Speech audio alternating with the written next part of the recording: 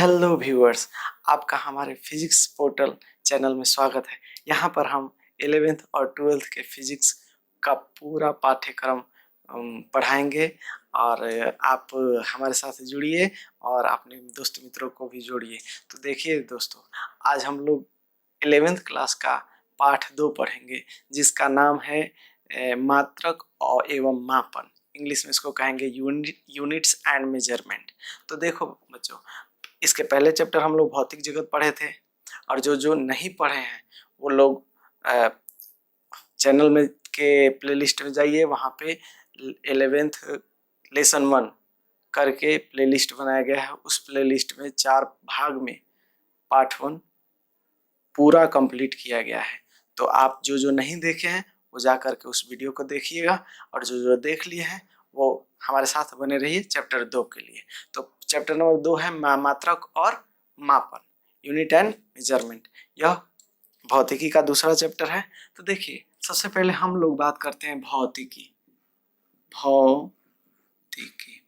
तो भौतिकी जो है, हमने पिछले वीडियोस में बताया था कि भौतिकी क्या है। तो प्रकृति और प्रकृति घटनाओं का अध्ययन है। इसमें हम प्रकृति का अध्ययन करते हैं, जो फिजिकल चीजें हैं उसका अध्ययन करते हैं। ब्रह्मांड, पूरे ब्रह्मांड की बात हम कर रहे हैं, फिजिकल चीजों का अध्ययन करते हैं। तो अब देखिए, तभी वह कहलाएगा जब उस पर कोई शोध किया जाएगा। शोध करने के लिए उस पर प्रयोग किया जाएगा। अब प्रयोग करने के लिए हमको कुछ भौतिक राशियों की जरूरत होगी और वो भौतिक राशियां जो हैं वो मात्रक और अंकिक मान से बनेंगी। जैसे कि मान लीजिए कि हमारा ये चैप्टर है मात्रक और मापन। मात्रक तो समझ गए कि किसी चीज को मापना, और जैसे देखिए भौतिकी है प्रकृति और प्रकृति घटनाओं का अध्ययन करते हैं। अध्ययन करते हैं मतलब क्या? मतलब कि जो जो घटनाएं घटित होती हैं उनमें तुलना करते हैं। तो उनमें तुलना करते हैं, तो तुलना कैसे? मतलब कि तुलना मीन्स होता क्या है? जैसे कि मान लीजिए एक फुटबॉल का गेंद हो गया और एक हॉकी का गेंद हो गया। उसमें हम तुलना कर देंगे कि फुटबॉल का गेंद बहुत बड़ा है और हॉकी का गेंद जो है वो छोटा है फुटबॉल की अपेक्षा। लेकिन हॉकी और क्रिकेट की गेंद की तुलना अगर की जाए तो यह काम कठिन होगा। उसके लिए हमको मेजरमेंट करना जरूरी होगा। जब तक हम मेजरमेंट नहीं करेंगे तब तक हम एग्जैक्ट वैल्यू नहीं बता पाएंगे कि हाँ क्या इसमें है, कौन बड़ा है कौन छोटा, ये हम क्लियर नहीं कर सकते हैं। तो देखिए बाबू, एक उदाहरण, दूसरा उदाहरण ले लेते हैं कि देखिए छोटा बच्चा मान लीजिए कि गुल्लक में पैसे डालता है। गुल्लक तो आप समझते हो। तो छोटा बच्चा गुल्लक में पैसे डाल रहा है। तो वो बच्चा जो है, छोटा सा गुल्लक है, गुल्लक में पैसे डाला। छोटा बच्चा से पूछा जाएगा कि गुल्लक में कितने पैसे हैं, तो वो कहेगा कि बहुत ज्यादा पैसे हैं, क्योंकि छोटा बच्चा के लिए बहुत पैसे, कम ही पैसे बहुत ज्यादा मायने रखते हैं। अब छोटे बच्चों को 5 रुपए दे दीजिए, वो बहुत खुश, आहा क्या बात है, कितना पैसे मिल गए। लेकिन वही पैसा एक बड़े लोगों को दे दिया जाए, 5 रुपए दिया जाए, तो आप लोग क्या कहोगे? आप लोग कहोगे कि ये क्या है, हम नहीं लेंगे, जाओ। मतलब कि उस गुल्लक का पैसा छोटे बच्चे के लिए बहुत ही ज्यादा है, लेकिन वही गुल्लक का पैसा बड़े बच्चे के लिए कुछ नहीं है। समझ रहे हैं बात? तो दो वस्तुओं में एक समान गुणों के विषय में पर्याप्त तथा संतोषजनक एवं जानकारी प्राप्त करने के लिए मापन करना आवश्यक। तो आपने देखा बच्चों की, देखिए हॉकी का गेंद और क्रिकेट का गेंद का तुलना जब किया गया तो वह तुलना बहुत ही बड़ा था। तुलना आसानी से होने वाला तुलना नहीं था, बहुत कठिन तुलना था। उसी प्रकार छोटा बच्चा उस गुल्लक के पैसे को बहुत ज्यादा बताया, वहीं बड़ा बच्चा उस गुल्लक के पैसे को बहुत छोटा बताया। मतलब तुलना किया गया बड़े से छोटे में। तो छोटा छोटी यूनिट्स के लिए बहुत ज्यादा है उसके लिए, और बड़ा छोटी यूनिट कम है, कुछ मायने नहीं है। अब जैसे कि मान लो 1 मीटर कहा जाए, तो 1 मीटर कहोगे कि तो कोई फर्क नहीं पड़ा। वहीं 100 सेंटीमीटर कहोगे तो 100 सेंटीमीटर तो है दोनों एक ही, लेकिन 1 मीटर कहने पे अर्थ लग रहा है कि मामूली होगा, और 100 सेंटीमीटर कहने पे अर्थ मालूम हो रहा है कि बहुत ज्यादा हो रहा है। मतलब कि तुलना हो रहा है, दोनों में तुलना हो रहा है। तो यही कहा जा रहा है कि दो वस्तुओं के एक समान गुणों के विषय में पर्याप्त तथा संतोषजनक सही जानकारी प्राप्त करने के लिए मापन आवश्यक है। तो देखिए, मापन जो है वही विज्ञान का आधार है। मापन जो है वो विज्ञान का आधार माना जाता है। ठीक है, विज्ञान, अब देखिए भौतिकी में हो गया, भौतिकी का है या विज्ञान का है, तो इसमें हमारी दो शाखाएं निकल के आती हैं। देखिए भौतिकी जो हो गया, सबसे पहले तो कोई भौतिक राशि लेंगे हम, भौतिक राशि, भौतिक राशि लेंगे और दूसरा हम उस पर प्रयोग करेंगे। प्रयोग के निष्कर्षों, अगर कोई राशि दिया गया उस पर हम प्रयोग करेंगे, एक्सपेरिमेंट करेंगे, तब जा करके हमारा विज्ञान बनता है। अब देखिए, तो अब प्रयोग तो हम जानेंगे, एक्सपेरिमेंट होता है। अब बात करते हैं हम लोग भौतिक राशि, भौतिक राशि। देखिए भौतिकी, तो भौतिक राशि के प्रयोगों को कह दिए भौतिकी। तो भौतिक राशि में अब कौन कौन से आ जाते हैं, तो पहला आ जाता है हमारा मात्रक और दूसरा आ जाता है अंकिक मान। मात्रक और अंकिक मान। देखिए भौतिक राशि में कोई ना कोई मात्रक होगा या फिर अंकित मान होगा, दोनों मिल करके होते हैं। इसको इंग्लिश में कहते हैं यूनिट, इसको कहते हैं नंबरिकल वैल्यू।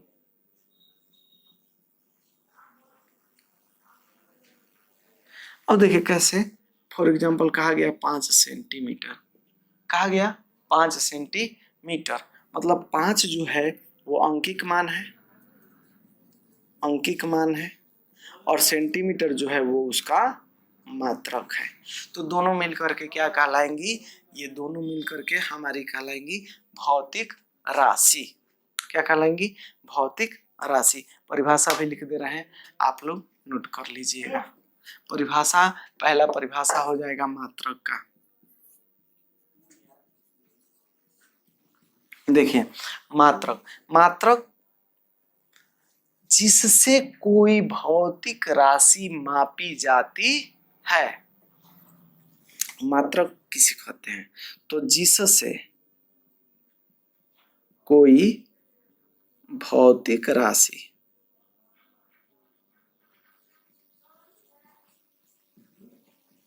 मापी जाती है, जिसे कोई भौतिक राशि मापी जाती है उसको क्या कहते हैं, मात्रक कहते हैं। अब अंकित मान, दो चीज आया, अंकिक मान,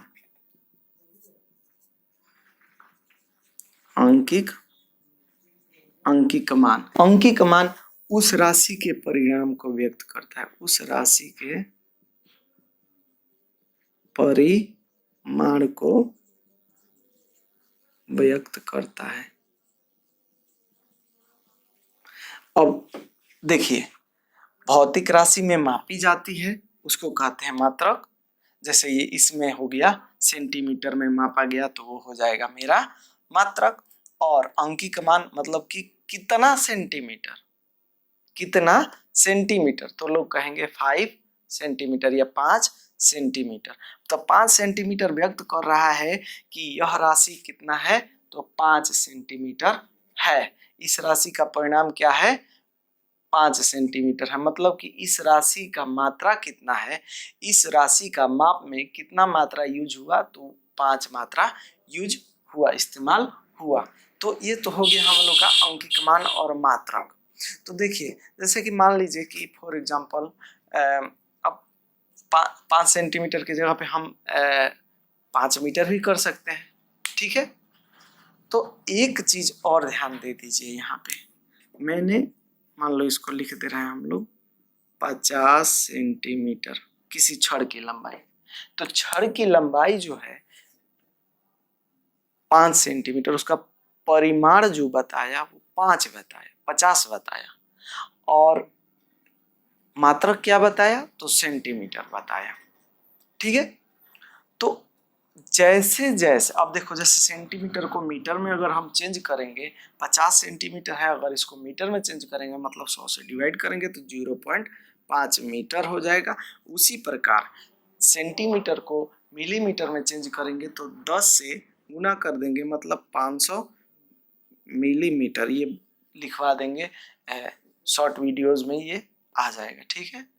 तो देखिए ये 500 mm 50, मतलब कि जब हम लोग का मात्रक छोटा होता है, मात्रक छोटा होता है, जैसे इधर मात्रक छोटा हो गया, ये मीटर बहुत बड़ा मात्रक है, उससे छोटा सेंटीमीटर है, उससे छोटा मिलीमीटर है, ठीक है।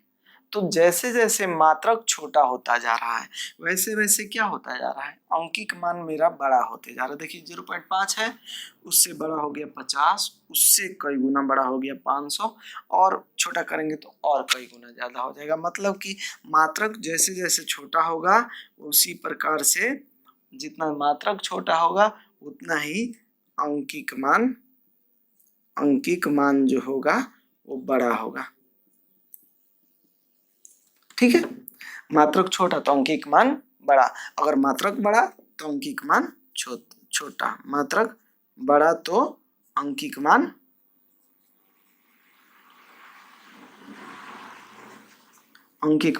छोटा। कहने का मतलब है कि अंकिक मान अगर मात्रक अगर छोटा हो रहा है तो अंकिक मान बढ़ रहा है, मात्रक अगर बड़ा हो रहा है तो अंकिक मान छोटा हो रहा है। कहने का अर्थात यह है कि अंकिक मान जो है वो मात्रक के व्युत्क्रमानुपाती है।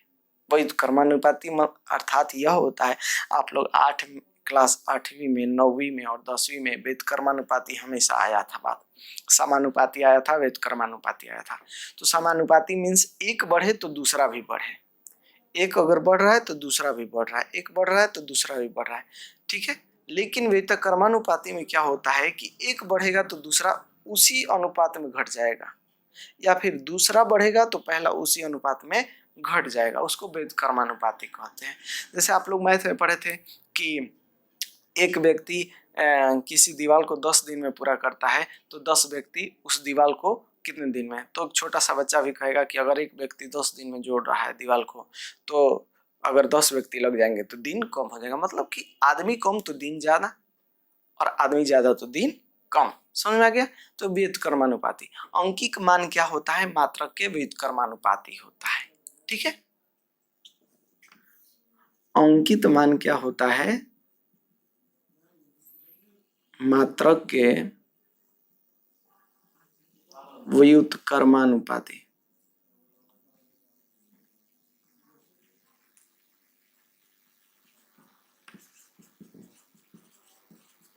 व्युत्क्रमानुपाती होता है। ये भी लिख सकते हैं कि यदि n, देखिए n को यदि हम अंकिक मान लेते हैं और u को यदि हम मात्रक मान लेते हैं, n अगर अंकिक मान हो जाए और u मेरा मात्रक हो जाए तो हम कह सकते हैं, क्या कह सकते हैं कि n जो है व्युत्क्रमानुपात किसका है, 1/u का, लिख सकते हैं। तो ये तो हमारा हो गया मात्रक और उसका जो अंकिक मान है वो, ठीक है। अब इसके बाद हम पढ़ेंगे, अभी तो मात्रक हम समझे इसमें कि मात्रक होता क्या है। तो मात्रक वो होता है जिससे कोई भौतिक राशि मापी जाती है, जैसे मीटर, सेंटीमीटर लंबाई का मात्रक है, द्रव्यमान का मात्रक केजी है, ग्राम है। तो ये वाला जो हो गया समय का मात्रक सेकेंड है ना। तो ये स्क्रीनशॉट ले लीजिए। अब हम लोग बात करेंगे मात्रक की विशेषताएं।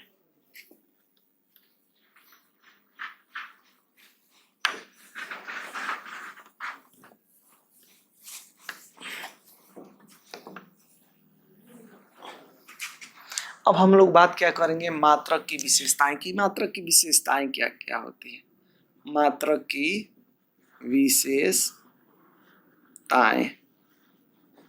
देखिए मात्रक तो पढ़ लिए कि मात्रक क्या है, जिससे कोई भौतिक राशि मापी जाती है।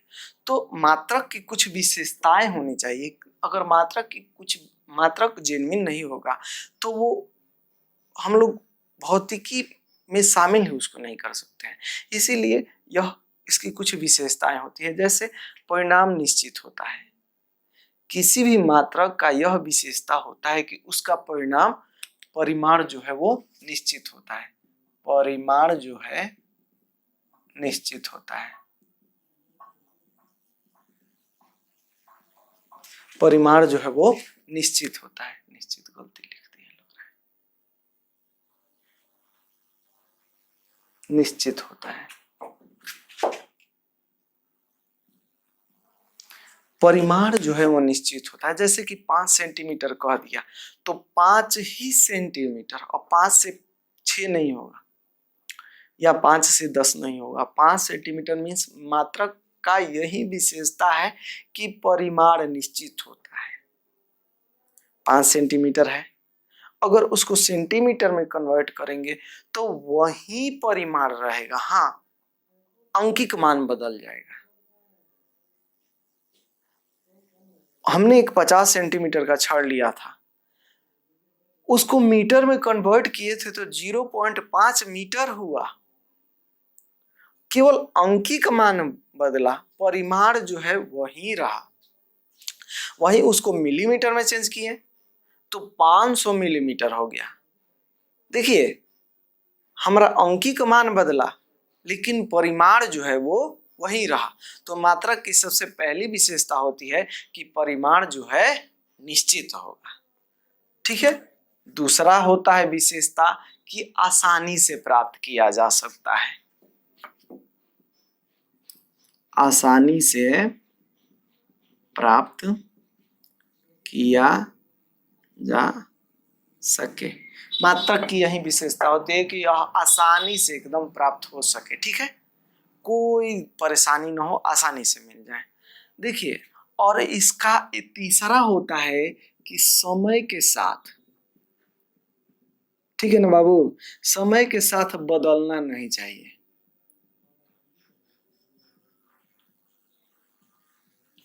हमने छड़ लिया था, वो दो बरस बाद उसका मान बदल जाएगा, 200 साल बाद बदल जाएगा? नहीं बदलेगा, उसकी लंबाई ज्यों की त्यों ही रहेगी। तो देखिए, समय के साथ मात्रक वही होना चाहिए, उसी को कहेंगे जो समय के साथ बदलता ना हो। ठीक है। और उसके बाद उस पर भौतिक दशाओं का कोई असर नहीं होना चाहिए, कोई प्रभाव नहीं होना चाहिए। भौतिक दशाओं, अब भौतिक दशा कौन कौन सी है? जैसे ताप, हम लोग पढ़े हैं, ताप, दाब, ठीक है, इत्यादि। तो ये ताप दाब पर इसका कोई असर नहीं पड़ेगा।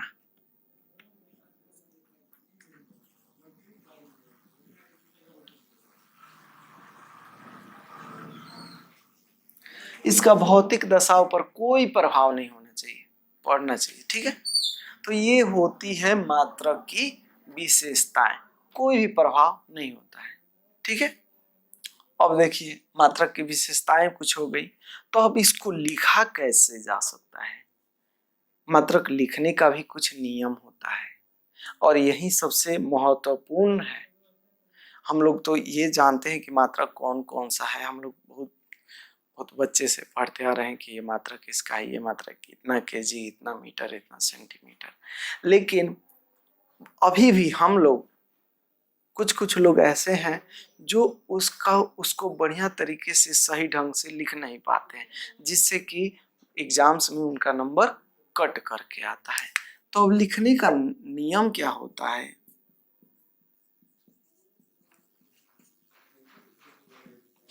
तो देखिए बाबू, लिखने का नियम, पहला नियम है, देखिए मात्रक जो होते हैं वो बहुत सारे वैज्ञानिकों के नाम पे बने होते हैं, जैसे केल्विन, न्यूटन, एम्पियर, सब उदाहरण है, ये वैज्ञानिकों के नाम पर बना है। तो देखिए, जो वैज्ञानिकों के नाम पर मात्रक बनते हैं उनके प्रतीक चिन्ह, मतलब संकेत जो होता है वो कैपिटल अक्षर में लिखा जाता है, माने बड़का अक्षर में लिखा जाता है।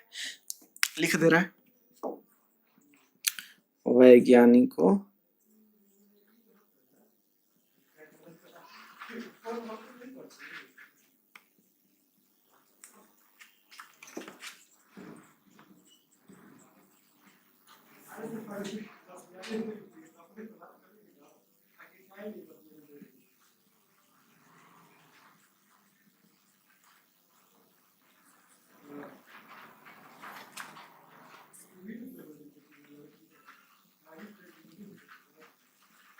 कैपिटल लेटर का होगा, ठीक है।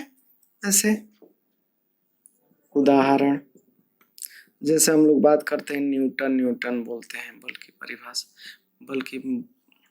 बल का मात्रक न्यूटन, न्यूटन एन, ठीक है। जैसे हम लोग कहते हैं केल्विन, ताप में केल्विन को कहेंगे के, बड़का, ठीक है, केल्विन के। तीसरा मान लो कहेंगे एम्पियर, एम्पियर को बड़का ए से सूचित करते हैं।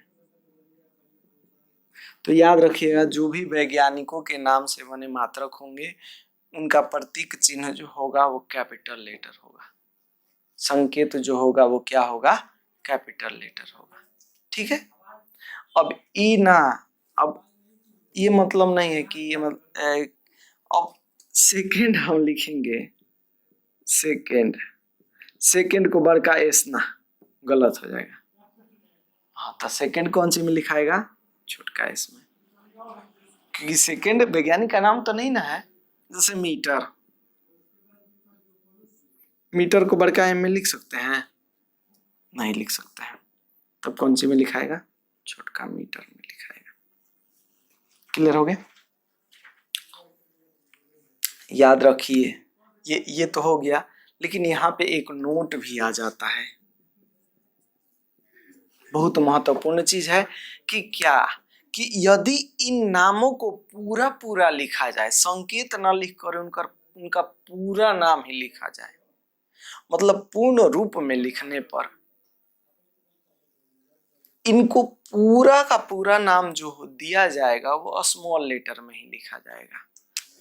ये नोट करके लिख लीजिएगा, पूर्ण नामों को लिखने पर सभी लेटर्स, सभी अक्षर लिख दे रहे हैं, अक्षर स्मॉल होंगे।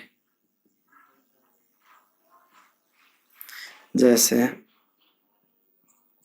देखिए, जैसे हम लोग वही बात किए, जैसे कि हम लोग ये न्यूटन लिखें तो न्यूटन को न्यूटन ही, न्यूटन मान लो हिंदी में, अगर इंग्लिश में इसको न्यूटन लिखना है तो हमको लिखना होगा न कि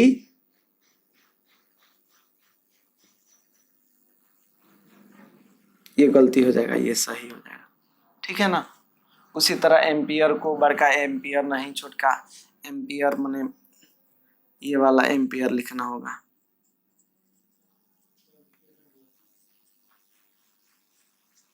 ये गलती हो जाएगा, ठीक है।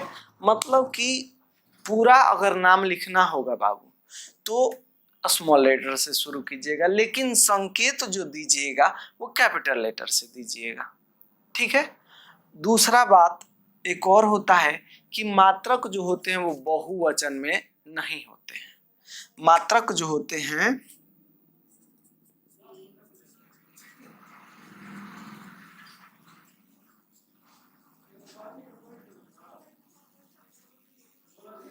मात्रक बहुवचन में नहीं होते। कैसे, आप 20 मीटर लिखते हो न कि 20 मीटर्स, ऐसे लिखते हो, नहीं लिखते हो। 10 केजी लिखते हो न कि 10 केजीज लिखते हो, ऐसे नहीं लिखते। तो मात्रक जो होते हैं वो एक वचन में होते हैं, बहुवचन में नहीं होते हैं। इसका स्क्रीनशॉट लेना हो तो ले लीजिए। ये कुछ विशेषताएं थी मात्रक की कि परिणाम निश्चित होता है, आसानी से प्राप्त किया जा सकता है, समय के साथ बदलता नहीं है, भौतिक दशाओं में भी इसका कोई प्रभाव नहीं पड़ता है। इसका नियम होता है कि वैज्ञानिक नाम के संकेत जो होते हैं वो कैपिटल अक्षर में लिखे जाते हैं, अगर उन्हीं नामों को पूर्ण रूप से लिखते हैं तो उनको स्मॉल लेटर से लिखते हैं, सभी को स्मॉल लेटर में लिखते हैं। अब तीसरा बता दिए कि मात्रक जो होते हैं वो बहुवचन में नहीं होते हैं। स्क्रीनशॉट ले लीजिए।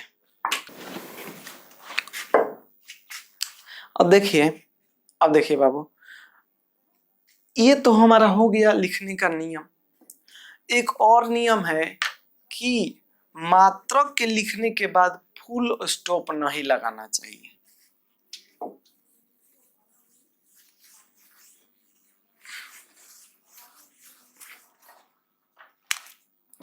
मात्रक को लिखने के बाद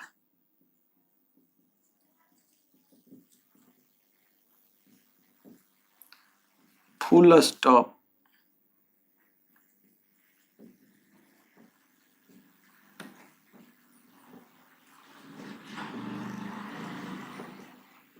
देखिए, मात्रक आप लिख लीजिएगा तो फुल स्टॉप कभी भी मत दीजिएगा।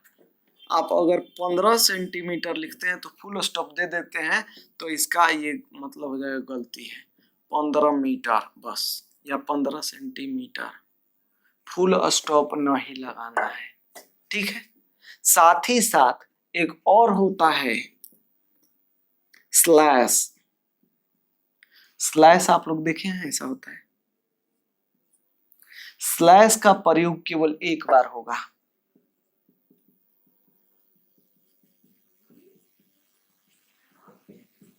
स्लैश का प्रयोग खाली एक बार करेंगे। अगर कोई बार बटा में आ जाए, जैसे जूल होता है, पर मोल होता है, पर केल्विन होता है, तो इसमें 2 गो हम स्लैश नहीं लगाएंगे।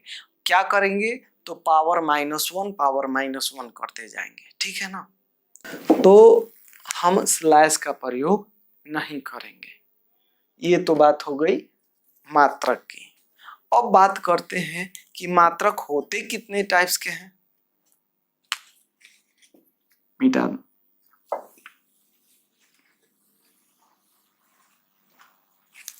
तो मात्रक जो हो गया वो 2 टाइप के होता है, 2 प्रकार के होता है।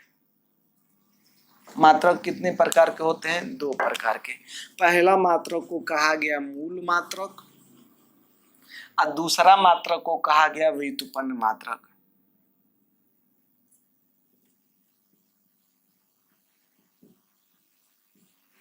पहला मात्रक को मूल मात्रक, दूसरा मात्रक को व्युत्पन्न मात्रक। तो मूल मात्रक वे मात्रक हैं जिनमें आपस में कोई संबंध न हो तथा आपस में उनको परिवर्तित न किया जा सके, वो मूल मात्रक कहलाते हैं। जैसे कि metre, kilogram, second, kelvin, ampere, candela, mole, ये सब सभी जो है वो मूल मात्रक कहलाते हैं। मीटर जो हो गया वो लंबाई का मात्रक हो गया, किलोग्राम जो हो गया केजी जिसको कहते हैं द्रव्यमान का मात्रक हो गया, सेकेंड समय का मात्रक हो गया, केल्विन ताप का मात्रक हो गया, एम्पियर वैद्युत धारा का मात्रक हो जाता है, कैंडिला ज्योति तीव्रता का मात्रक हो जाता है, मोल पदार्थ की मात्रा का मात्रक हो जाता है। तो मूल मात्रक वे मात्रक होते हैं जिनमें आपस में कोई संबंध न हो तथा आपस में परिवर्तित न किया जा सके, मूल मात्रक कहलाते हैं, ठीक है। पहला हो गया मूल मात्रक।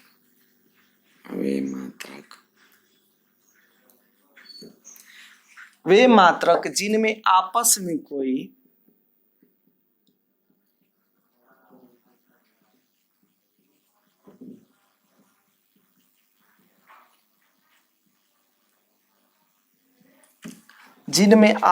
कोई संबंध न हो तथा आपस में परिवर्तित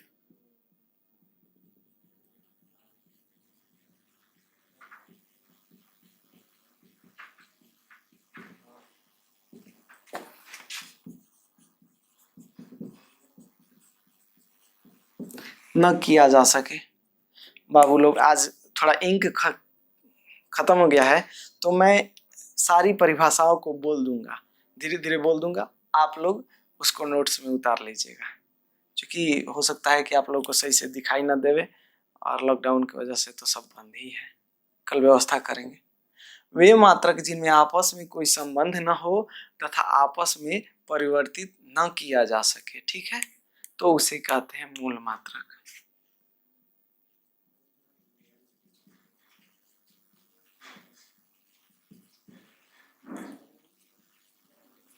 मूल मात्रक कहलाते हैं।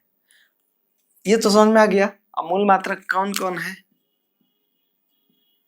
नीचे लिख देंगे दोनों मात्रकों का। तो देखिए मूल मात्रक हो गया।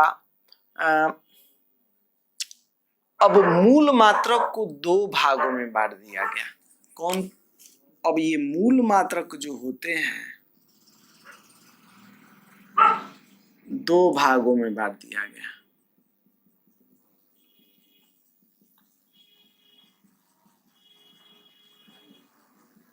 अब क्यों बांटा गया ये भी बता देते हैं। देखिए मूल मात्रक तो लंबाई हो गए, लंबाई के लिए, द्रव्यमान के लिए, समय के लिए, ताप के लिए, विद्युत धारा के लिए, ज्योति तीव्रता के लिए और पदार्थ की मात्रा के लिए, इन सातों के लिए है। लेकिन देखा गया कि कोण के लिए, तो कोण के लिए देखा गया तो कोण का कोण का सूत्र होता है चाप बटा में त्रिज्या,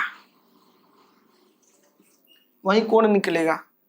ये कोण होता है, ये अगर गोला करेंगे और यहां से हमको चाहिए, ये हमको चाहिए, तो ये मेरा चाप हो गया, ये मेरा त्रिज्या हो गया। थीटा आप लोग पढ़े हैं, ट्रिग्नोमेट्री में है। तो चाप बटा में त्रिज्या होता है। चाप का मात्रक क्या होता है बाबू? तो चाप का मात्रक मीटर होगा, ये वाला मीटर में होता है, और त्रिज्या भी होती है मीटर में। मीटर मीटर कट के खत्म, मतलब कि नो मात्रक के नहीं, लेकिन कोण को तो मात्रक देना पड़ेगा ना, क्योंकि चाप जो था वो मीटर में था, त्रिज्या भी था मीटर में था, मीटर मीटर कट गया तो बचा कुछ ना है। तो इसी कमी को पूरा करने के लिए पूरक मात्रक बनाए गए, मतलब कमी को पूरा करने के लिए जो मात्रक बनाया गया उसे पूरक मात्रक कहा गया। ठीक है, मूल मात्रक को दो भागों में बांट दिया गया, मूल मात्रक और पूरक मात्रक। ठीक है, तो एक आया पूरक मात्रक। मूल मात्रक की कमी को लिख लीजिएगा, मूल मात्रक की कमी को पूरा करने के लिए जिन मात्रकों का प्रयोग किया गया उन्हें पूरक मात्रक कहा गया। फिर से पूरक मात्रक हो गए। तो देखिए पूरक मात्रक में दो मात्रक हैं। पहला मात्रक है रेडियन, जो कोण का मात्रक है, और एक और है स्टेरेडियन। स्टेरेडियन वो घन कोण का मात्रक है। ठीक है, तो इसको मिटा दे रहे हैं, यहाँ पे लिख दे रहे हैं। देखिए मूल मात्रक और पूरक मात्रक। देखिए अब राशियां, पहले राशियां लिखेंगे उसके बाद मात्रक लिखेंगे। जैसे लंबाई, लंबाई राशि है, लंबाई का मात्रक क्या है? तो मीटर है। ठीक है, मीटर, इसको एम से सूचित करते हैं, संकेत इसका है एम। द्रव्यमान, द्रव्यमान को कहते हैं केजी में, किलो ग्राम, मात्रक है केजी, संकेत है केजी। ठीक है, मात्रक हो गया, यहाँ पे राशियां हो गई, ये मात्रक हो गए, मूल मात्रक, यहाँ पे राशियां। ठीक है, लंबाई हो गया, द्रव्यमान हो गया, अब हो गया समय। समय का होता है सेकेंड, सेकेंड को स्मॉल एस, ये भी स्मॉल है, ये के है जो स्मॉल है। ठीक है, कभी भी बड़ा मत लिखिएगा। ठीक है, अब इसके बाद आता है ताप। ताप का मात्रक होता है केल्विन। तो देखिए अब यहाँ पे, यहीं पे अब सोचना है, केल्विन वैज्ञानिक का नाम है, इससे संकेत बना, तो ये के जो होगा वो बड़ा होगा, कैपिटल के। ठीक है, ताप का मात्रक हो गया केल्विन। विद्युत धारा,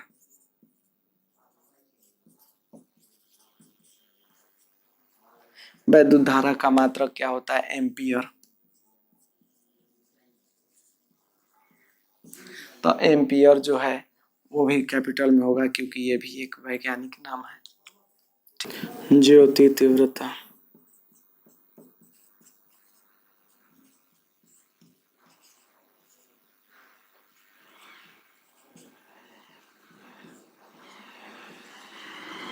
CD।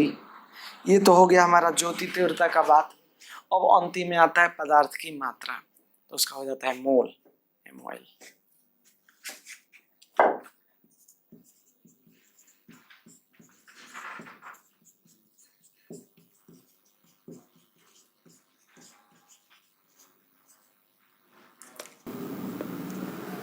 मोल, ठीक है।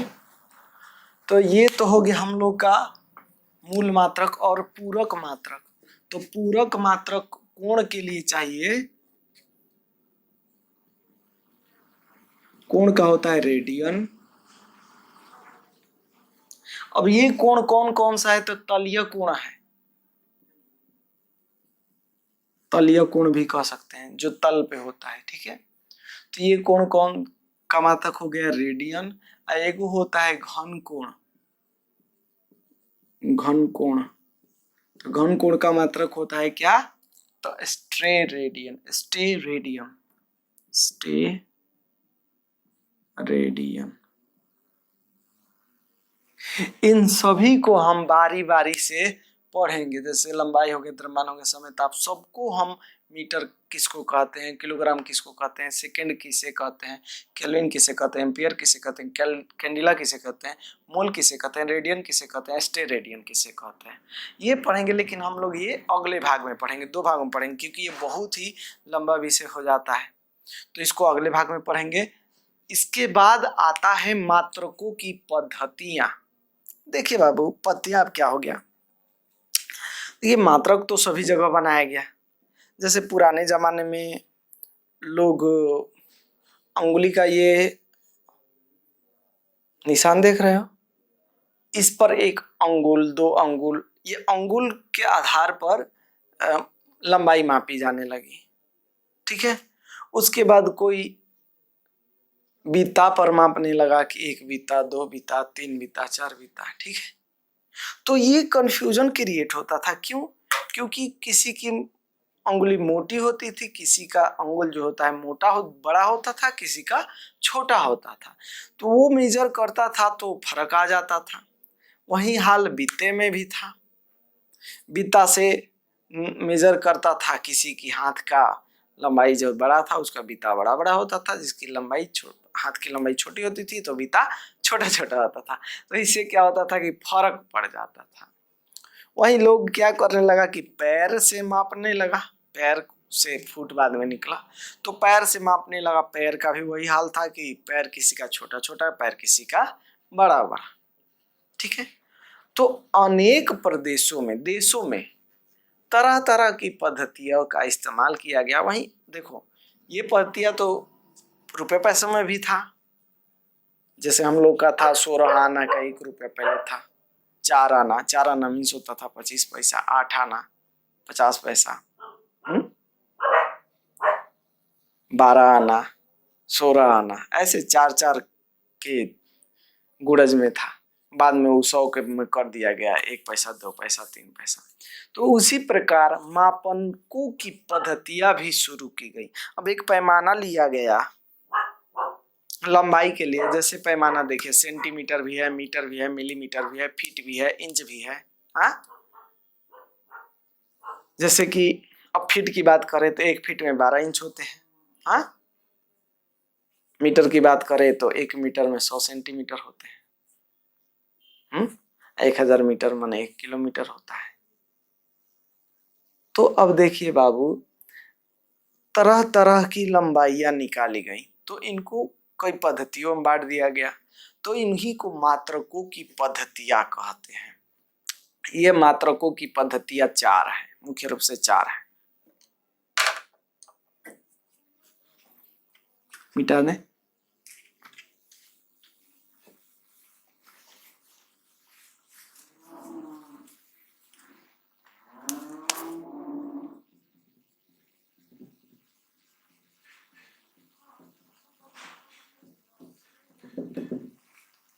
मात्रकों की पद्धतियां देखिए, सबसे पहला आता है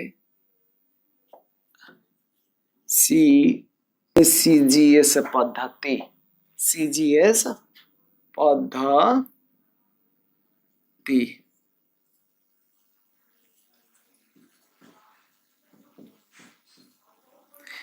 इसको देखिए, सीजीएस को हिंदी में कहते हैं सेग्रासे या सेमीग्रासे, सेमीग्राम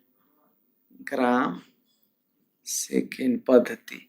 इस पद्धति में क्या हो जाता है कि लंबाई को सेंटीमीटर में मापा जाता है, द्रव्यमान को ग्राम में मापा जाता है, द्रव्यमान को ग्राम में मापा जाता है, समय को सेकंड में मापा जाता है, समय को सेकंड में मापा जाता है। ठीक है, इसको मीट्रिक पद्धति भी कहते हैं, मीट्रिक पद्धति।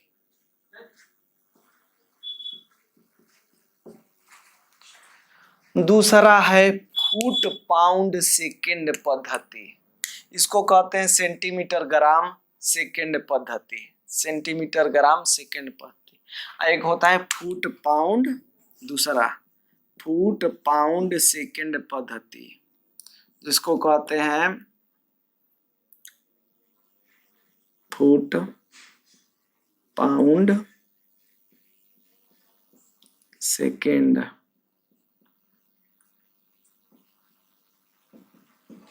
पद्धति। फुट पाउंड सेकेंड में वही चीज है, लंबाई को मान लिया गया फुट में, ठीक है, द्रव्यमान को मान लिया गया पाउंड में, और समय को मान लिया गया सेकेंड में।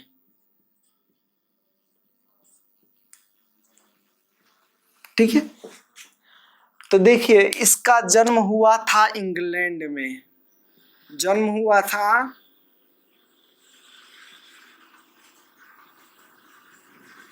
इंग्लैंड में, तो इसीलिए इसको कहते हैं ब्रिटिश पद्धति।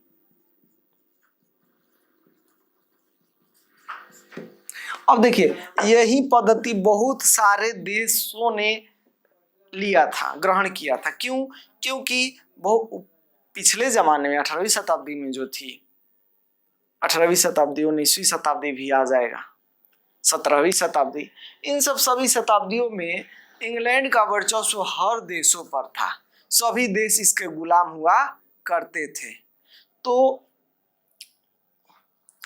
इसीलिए एफपीएस फुट पाउंड सेकेंड पद्धति बहुत सारे देशों में प्रचलित था। तीसरा पद्धति आ जाएगा एमकेएस,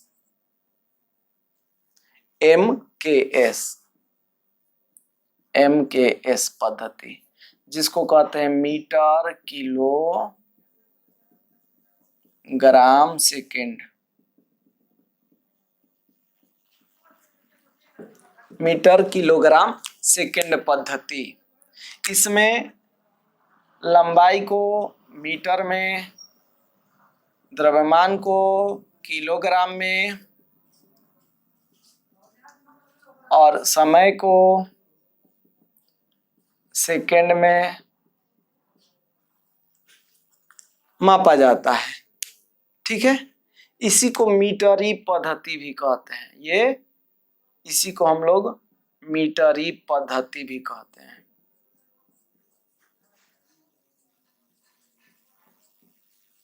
देखिए इंजीनियरिंग में और व्यापार में इसी पद्धति का प्रयोग होता था, अभी भी होता है। ठीक है, इसको मीटरी पद्धति भी कहते हैं।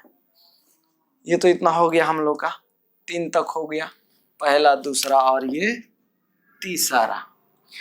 अब चौथी पद्धति है एसआई पद्धति, एसआई, जिसको हम लोग कहते हैं इंटरनेशनल सिस्टम। तो अब आप लोग कहोगे कि सर इंटरनेशनल सिस्टम जो हो गया तो आईएस होना चाहिए, आईएस आतंकवादी संगठन।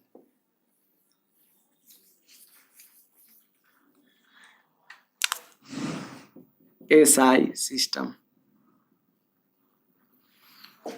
एसआई पद्धति। तो देखिए एसआई पद्धति जो बना वह एक फ्रेंच भाषा से बना, सिस्टमे इंटरनेशनल डी यूनिट्स इसका फ्रेंच नाम है।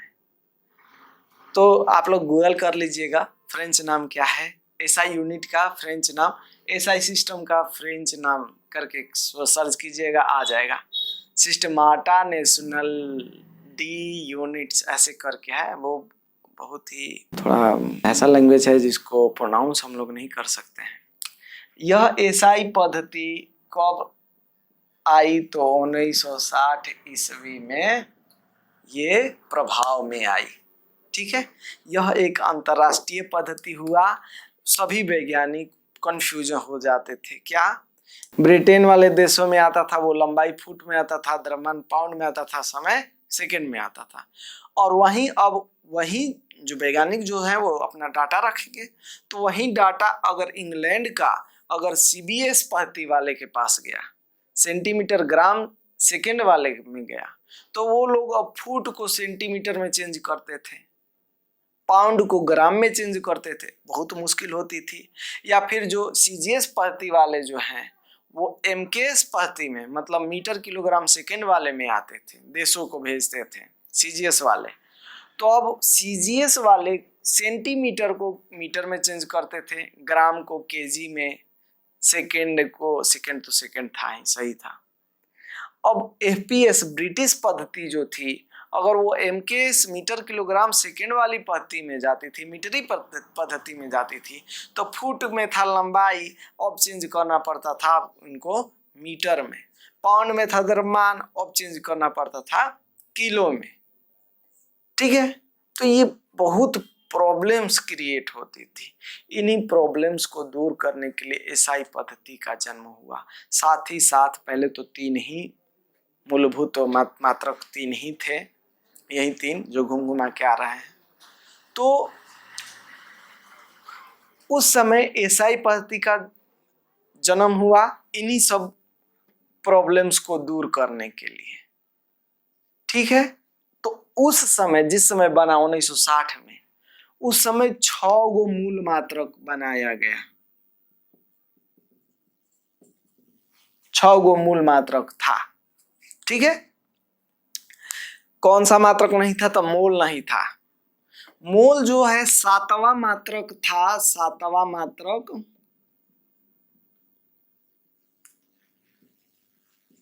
मोल जो था वो 1971 में डाला गया, इसमें जोड़ा गया। ठीक है, तो ऐसा यूनिट एक फ्रेंच लैंग्वेज से बना है। ठीक है, तो वो सिस्टमाटा नेशनली दी यूनिट्स ऐसे करके है, तो एस पहले है उसके बाद आई है, इसीलिए इसको नाम दिया गया एसआई पद्धति। ठीक है, इसका जन्म हुआ 1960 में, और यह एमकेएस मीटर किलोग्राम सेकंड, जिसको मीटरी पद्धति कहेंगे, इसी का विस्तृत रूप है। ठीक है, और यह क्यों किया गया? क्योंकि बहुत सारी कंफ्यूजन क्रिएट होती थी। अब अमेरिका में चलता था एमकेएस पद्धति, हाँ, ब्रिटेन में चलता था फुट पाउंड किलो पद्धति, बहुत प्रॉब्लम्स होती थी।